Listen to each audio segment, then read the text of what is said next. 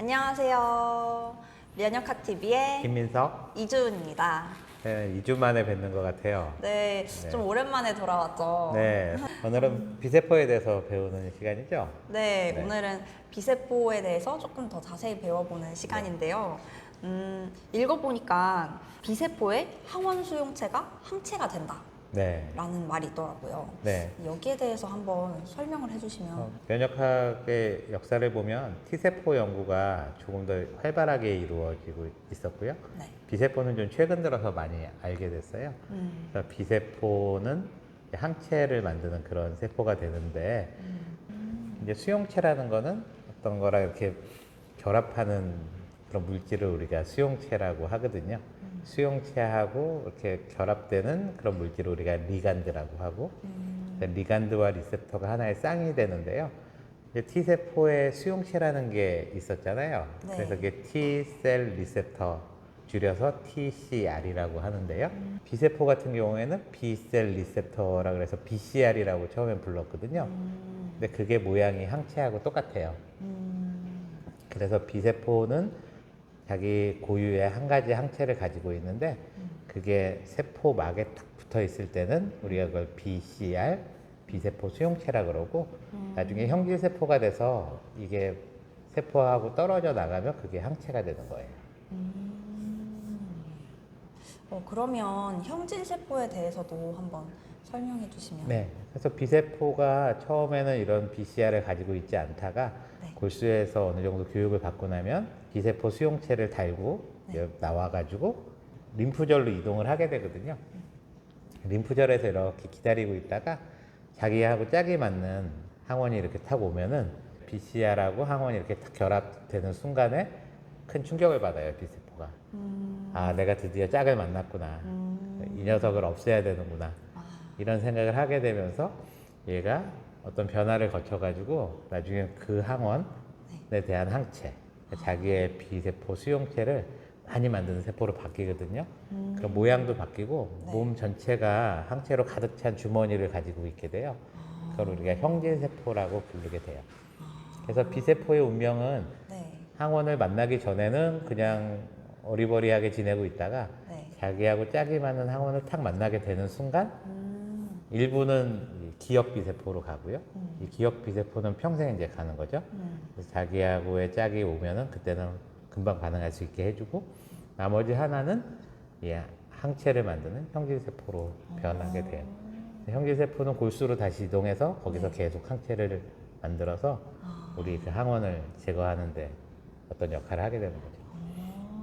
근데 이 항원 수용체가 형질세포로 변하기 위해서 보조 T세포의 역할이 조금 중요하다고 되어 있는데. 네, 이 분야가 이제 요즘에 많이 연구가 되는 그런 분야죠. 예전에는 그냥 B세포가 항원을 만나게 되면 그냥 형질세포로 바뀌어서 항체를 만드나 보다 이렇게 생각을 했는데, 이게 T세포하고 서로 어떤 작용이 있다는 걸 알게 된 거예요. 그래서 이렇게 항체를 만드는 경우를 T세포 의존성, B세포의 항체 형성, 이렇게 좀 길긴 하죠. 네, 좀 기네요. 네, T세포가 필요하다는 거고요. B세포가 항체를 만들 수 있도록 도와주는 T세포를 우리가 T 헬퍼 셀, 우리 말로 하면은 보조 T세포라고 하고요. 이제 이렇게 항체 만드는 거하고 관계없는 T세포를 세포 독성 T세포라고 해요. 그래서 그 T세포는 직접 바이러스나 암세포 같은 거를 이렇게 인식해가지고 이제 바로 그 세포를 죽이는 역할. 이 헬퍼 T세포는 이제 항원을 이렇게 만나게 되면은, 아, 이제 내가 내 짝이 되는 B세포를 찾아서 걔를 좀 도와줘야겠구나. 이런 마음을 갖게 되거든요. 굉장히 신기한 거죠. 생각해보면 이 항원에 대한 그 B세포나 T세포는 한 100만 가지 중에 한 가지씩이거든요. 우리의 항원 다양성을 생각해보면 우리 몸의 B세포는 100만 종류보다도 더 많다고 그때 배웠잖아요. 네, 다양성이 있는데, 네. 어떤 항원하고 반응하는 B세포는 한 가지 종류가 있을 거고, 또 이 항원하고 반응하는 T세포도 한 가지밖에 없잖아요. 근데 얘네 둘이 서로 딱 만나야 되는 거거든요. 그 림프절이라는 네. 그 림프절에서 둘이 같이 아주 가깝게 만나야지만 이 B세포가 형질세포나 기억 B세포가 되는 거예요. 그러니까 상당히 신기한 거죠. 드문 비율의 일이 이렇게 기적적으로 일어나기 때문에 아직도 이게 왜 일어나는지는 몰라요. 어떤 원인으로.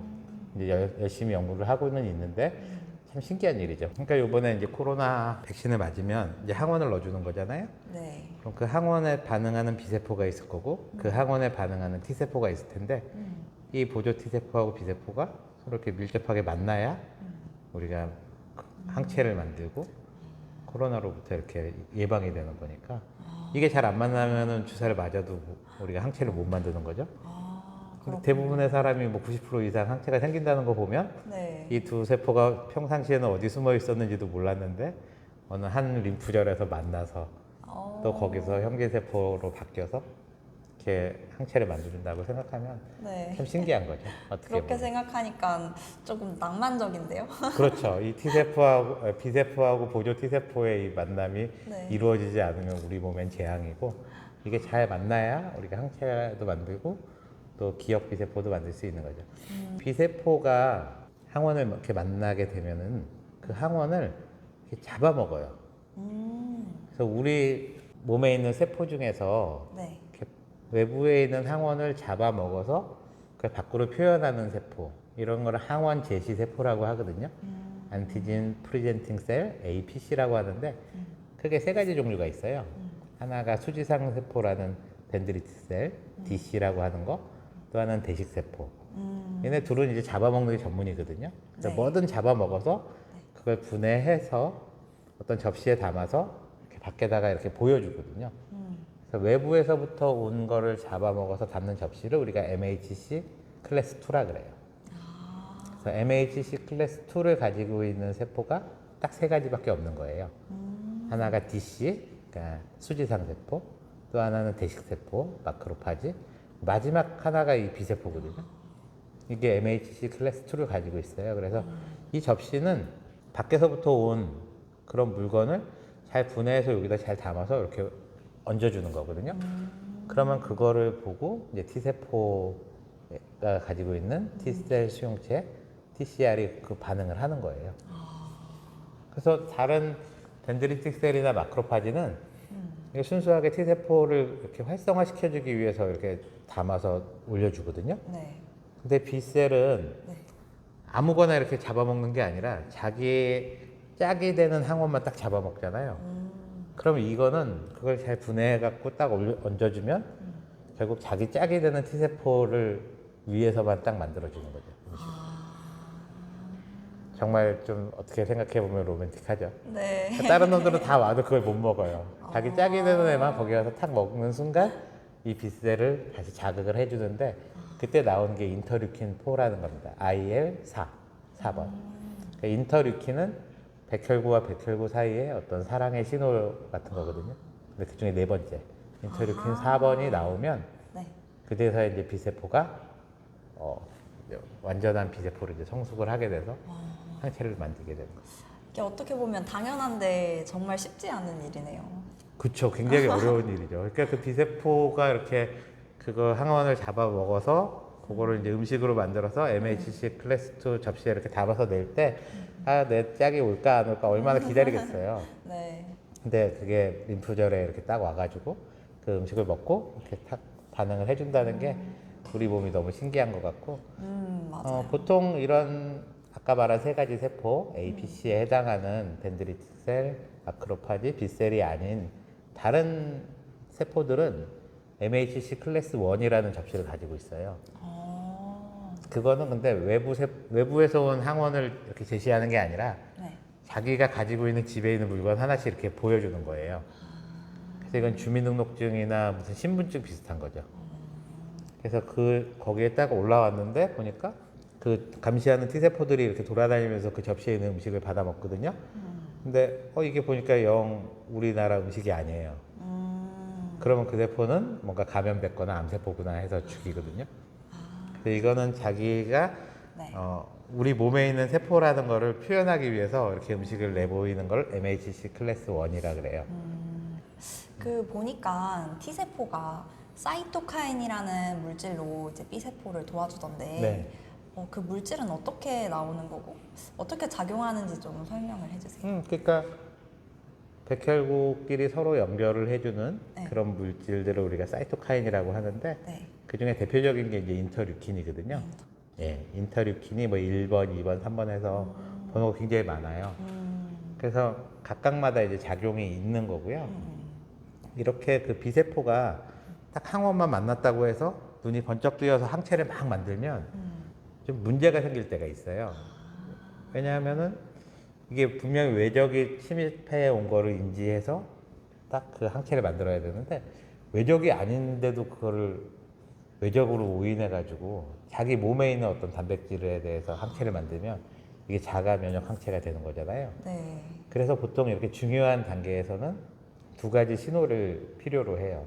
그러니까 처음에 이 수용체가 항원이랑 만나는 거를 첫 번째 신호라 그러고 두 번째는 이 보조 T세포가 다시 그 음식을 먹고 나서 이렇게 신호를 주면 그건 이제 두 번째 신호를 받아서 그래서 첫 번째, 두 번째 신호가 다 완결이 돼야 그제서 이제 항체를 만들게 되는. 조금 그렇게 하면은 확률도 떨어지지만 안전한 거죠.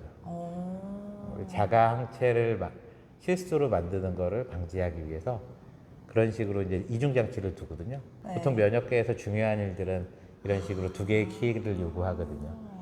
그렇구나. 그래서 그때 이제 두 번째 키로 작용하는 게 주로 이런 사이토카인들 또는 인터류킨인데요. 이 보조 T세포가 B세포를 이렇게 자극하려면 인터류킨 4번 그게 이제 나오게 되고 이제 그걸 받으면 이제 B세포가 완벽한 이제 형질세포나 기억 B세포로 이제 변하게 되는 거죠. 그렇군요. 이번 시간은 비항체에 대해서 조금 더 자세하게 어떻게 이게 비세포가 항체가 되는지에 네. 대해서 배워봤는데 이게 들어가면 들어갈수록 약간 내용도 조금 난해해지고 네, 맞아요. 이건 또 요즘에 굉장히 최신 면역학 그런 지견이기 때문에 사실 면역학을 전공하는 사람들이나 네. 알아도 될 만한 내용이긴 하지만 네, 뭐 또 거쳐가는 거니까요. 맞아요. 또 우리가 아직 항체 구조라든지 뭐 이런 것들, 항체의 종류도 잘 모르는데 뭐 또 수업을 하다 보니까 이렇게 비세포를 먼저 하게 됐네요. 맞아요.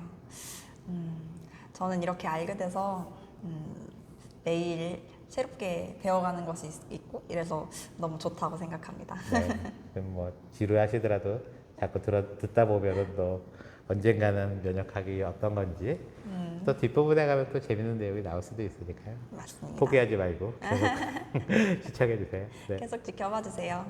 네, 저희가 준비한 시간은 여기까지고요. 다음 주에도 또 면역학 지식으로 찾아올게요. 안녕.